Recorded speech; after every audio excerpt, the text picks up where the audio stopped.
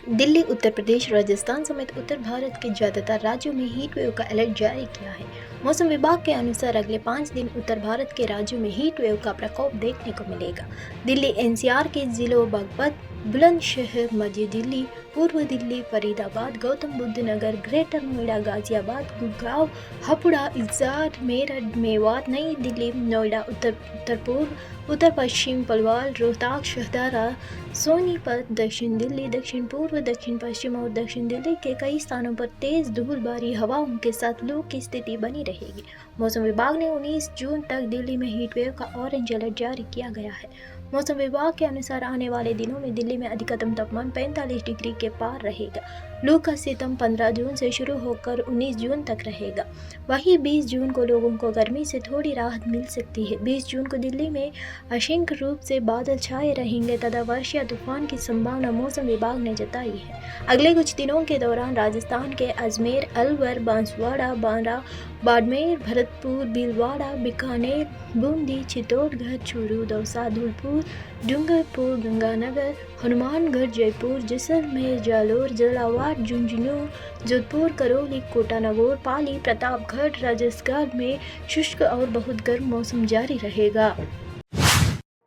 प्रधानमंत्री Modi group of 7 G7 शिखर सम्मेलन में भाग लेने के लिए इटली पहुंचे हैं। यहां पीएम मोदी ने इटली के पुलिया में आयोजित G7 समिट के आउटरीच सेशन में अपने संबोधन में भारत में हाल ही में संपन्न लोकसभा चुनाव की विशेषता और इसकी विशालता से सभी को अवगत कराया। साथ ही पीएम मोदी ने कहा कि 21वीं सदी टेक्नोलॉजी की सदी है। मानव जीवन का शायद ही ऐसा कोई पहलू होगा जो टेक्नोलॉजी से प्रभावित न हो। उन्होंने ऊर्जा के क्षेत्र में भारत के दृष्टिकोण और 2047 तक विकसित भारत के संकल्प के बारे में भी बताया। साथ ही ग्लोबल साउथ की प्राथमिकताओं और चिंताओं को वैश्विक पटल पर रखा।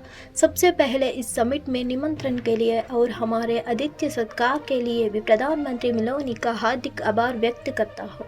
मैं चांसलर को उनके जन्मदिन पर बहुत बहुत शुभकामनाएं देता हूं।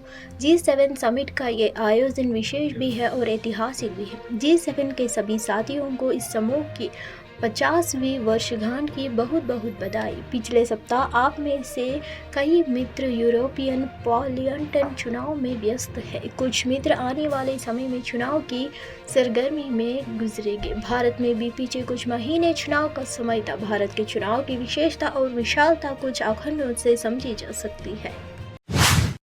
लोकसभा चुनाव खत्म होने के बाद अब उत्तर प्रदेश की सियासत में सारा फोकस वहां होने वाला उपचुनाव पर है। सभी सियासी दल अभी से वोटों का गुना भाग करने में जुट गए हैं। इस कड़ी यह चुनाव कांग्रेस और सपा गठबंधन के लिए एक बड़ी चुनौती होगी, क्योंकि जिन सीटों पर चुनाव होने हैं उनमें से ज़्यादातर सीटों पर बीजेपी और समाजवादी पार्टी के उम्मीदवार जीते हैं।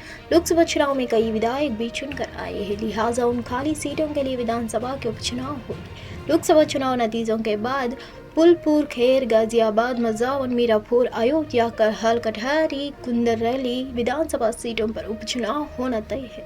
वहीं हाल में कानपुर के विधायक को हुई सजा के बाद वहां भी उपचुनाव होना तय है। बीजेपी की अगुवाई वाली एनडीए ने लोकसभा चुनाव में 8 विधायकों को चुनावी मैदान में उतारा था। वहीं समाजवादी पार्टी ने 6 विधायकों को टिकट दिया था। राजनीति के विश्लेषकों का मानना है कि यूपी में कांग्रेस को 6 सीटों पर सफलता मिलने से पार्टी को संजीवनी मिल गई है।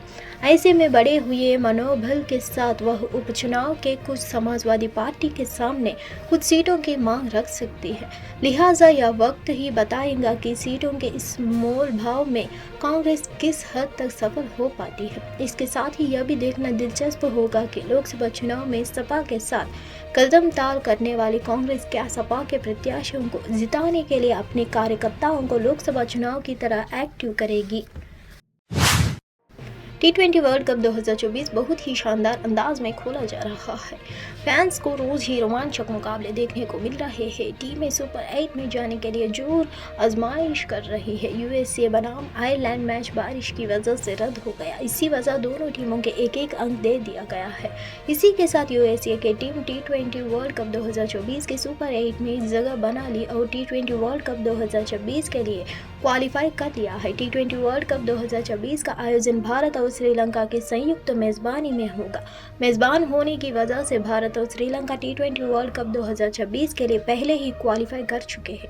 T20 वर्ल्ड कप 2024 के सुपर 8 में जगह बनाने वाली टीमें डायरेक्ट T20 वर्ल्ड कप 2026 के लिए क्वालिफाई कर लेंगे। T20 वर्ल्ड कप 2026 के लिए Bharat, America, Australia, West Indies, Afghanistan, south Africa और श्रीलंका के टीमें क्वालिफाई कर चुकी है। T20 वर्ल्ड कप 2026 में कुल 20 टीमें हिस्सा लेंगी, जिसमें 2 मेजबान क्वालिफाई कर चुके हैं। साथ ही T20 वर्ल्ड कप 2024 के सुपर 8 की टीमें अन्य के इसके अलावा 3 टीमें जो 30 जून 2024 तक ICC की T20 रैंकिंग में टॉप पोजीशन पर होगी, वह T20 वर्ल्ड कप 2026 में जगह बनाएंगी। इस तरह 12 टीमें पहुंच जाएगी। बाकी 8 टीमें ICC के रीजनल क्वालिफायर के द्वारा तय की जाएगी। पूर्व लद्दाख में भारत चीन के बीच हुए खूनी संघर्ष को 4 साल पूरे हो रहे हैं। गलवान झड़प में सबसे बड़ा नुकसान भरोसा का हुआ है, जिसे 1962 में चीन के साथ युद्ध के बाद दोबारा हासिल करने में दशकों लग गए थे। 15 जून 2020 को पूर्व लद्दाख में भारत चीन के बीच हुए खूनी संघर्ष को 4 साल पूरे हो रहे हैं। दोनों देशों के बीच रिश्ते तनावपूर्ण बने हुए हैं। दोनों देशों के बीच गतिरोध कितने गहरे स्तर पर पहुंच चुका है, इसका अंदाजा इसी से लग सकता है कि नरेंद्र मोदी ने जब अपने तीसरे कार्यकाल के लिए शपथ ग्रहण ली तो पुतिन, बाइडेन समेत दुनिया भर के राष्ट्राध्यक्षों ने उन्हें बधाई दी, लेकिन चीनी राष्ट्रपति शी जिनपिंग ने बधाई तक नहीं दी। वही मोदी 2.0 से शुरू हुआ यह गतिरोध मोदी 3.0 में भी जारी रहने वाला है, क्योंकि चीन किसी भी हालात में LAC पर अप्रैल 2020 से पहले वाली स्थिति पर लौटने के लिए तैयार नहीं है, जिसकी भारत हमेशा से मांग करता रहा है। सिरिल रामाफोसा दूसरी बार दक्षिण अफ्रीका के राष्ट्रपति चुने गए हैं, जो कि अगले 5 सालों तक अपना कार्यकाल पूरा करेंगे। रामाफोसा ने अपने प्रतिद्वंदी को बड़े अंतर से हराया है। रामाफोसा को 283 जबकि जूलियस मलेमा सिर्फ 38 वोट मिले हैं। दक्षिण अफ्रीकी संसद ने सिरिल रामाफोसा को एक बार फिर से 5 सालों के लिए राष्ट्रपति के रूप में चुन लिया है, जबकि उनकी अफ्रीकी राष्ट्रीय कांग्रेस ने कुछ पहले हुए आम चुनाव में केवल 40% वोट ही हासिल किए थे। रामाफोसा ने आर्थिक स्वतंत्रता सेनानियों नेता जूलियस मलेमा के खिलाफ जोरदार जीत हासिल की, जिसे संसद में भी नामांकन किया गया था। रामाफोसा को 283 जबकि मलेमा को सिर्फ 84 वोट मिले। ऐसे अनुमान जताया जा रहा है कि रामाफोसा बुधवार को अपने मंत्रिमंडल की घोषणा करेंगे। शुक्रवार रात जैसे ही चुनाव के परिणाम आया, वैसे ही कई दिनों से चली आ रही चुनाव अटकलें भी खत्म हो गई है। कुछ लोगों ने दक्षिण अफ्रीकी राजनीति में एक नए युग के रूप में गठबंधन का स्वागत किया, जिनका मानना है कि एक गठबंधन भाईचारे को बढ़ाएगा और बीमार अर्थव्यवस्था को मजबूत करेगा। तृतीय श्रेणी शिक्षक भर्ती को लेकर भजनलाल सरकार ने बड़ा फैसला लिया है। मुख्यमंत्री भजनलाल शर्मा ने शुक्रवार को तृतीय श्रेणी शिक्षक भर्ती में महिलाओं को 50% आरक्षण देने का ऐलान किया है। राजस्थान में तृतीय श्रेणी शिक्षक भर्ती में महिलाओं को अब तक 30% आरक्षण मिल रहा था, लेकिन अब आगामी भर्तियों में 50% आरक्षण देने का फैसला किया है। हालांकि इस फैसले को लागू करने के लिए राज्य सरकार को राजस्थान पंचायती राज अधिनियम में संशोधन करना होगा। सीएम भजनलाल शर्मा ने इस प्रस्ताव को भी मंजूरी दे दी है। जानकारी के अनुसार राजस्थान के शिक्षा विभाग में वर्तमान में तृतीय श्रेणी टीचर के 29,272 पोस्ट खाली है। इस संबंध में जल्द ही अधीनस्थ कर्मचारी चयन बोर्ड राजस्थान में 3rd ग्रेड टीचर्स की भर्ती 2024 के लिए नोटिफिकेशन जारी करेगी।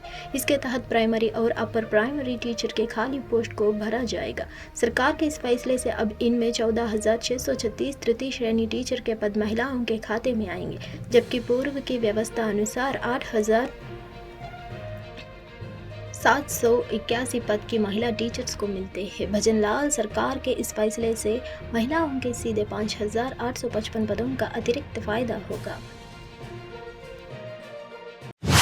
राष्ट्रीय स्वयंसेवक संघ प्रमुख मोहन भगवत और उत्तर प्रदेश के सीएम योगी की आज गोरखपुर में मुलाकात हुई। कहा जा रहा है कि इस दौरान संघ के विस्तार से लेकर बीजेपी के खराब प्रदर्शन पर भी बातचीत संभव है। संघ प्रमुख मोहन भगवत पिछले 3 दिनों से गोरखपुर में ही है। दरअसल लोकसभा चुनाव में बीजेपी के बहुमत से पीछे रह जाने पर संघ की तरफ से लगातार बयान आ रहे हैं। पहले संघ प्रमुख मोहन भगवत और फिर वरिष्ठ प्रचारक इंद्रेश कुमार के बयान से माहौल गर्म है। बीजेपी बहुमत से पीछे इनकी तरफ से कहा गया है कि अहंकार के कारण बीजेपी इस चुनाव में बहुमत से पीछे रह गई है। संदेश कुछ ऐसा जा रहा है कि संघ और संगठन में सब कुछ ठीक नहीं है। वैसे प्रधानमंत्री मोदी और संघ प्रमुख मोहन भागवत के आपसी संबंध बहुत अच्छे हैं। चुनाव बाद भागवत की टिप्पणी, भागवत के पिता ही पीएम मोदी को संघ में लेकर आए थे। संघ की तरफ से ये कहा गया कि भागवत की टिप्पणी सरकार पर नहीं है। चुनाव नतीजे खराब आने के बाद इंद्रेश कुमार ने बीजेपी को अहंकारी और इंडिया गठबंधन को राम विरोधी बताया है। यूपी में बीजेपी का प्रदर्शन खराब। इस बार के लोकसभा चुनाव में यूपी में बीजेपी का प्रदर्शन खराब रहा। पार्टी सिर्फ 33 सीटें ही जीत पाई है, जबकि लक्ष्य लोकसभा के 80 में से 75 सीटें जीतने का था। लेकिन बीजेपी, समाजवादी पार्टी और कांग्रेस गठबंधन के सामने ढेर हो गई है। अब सवाल खड़ा हो रहा है कि आखिर ऐसा क्यों हुआ।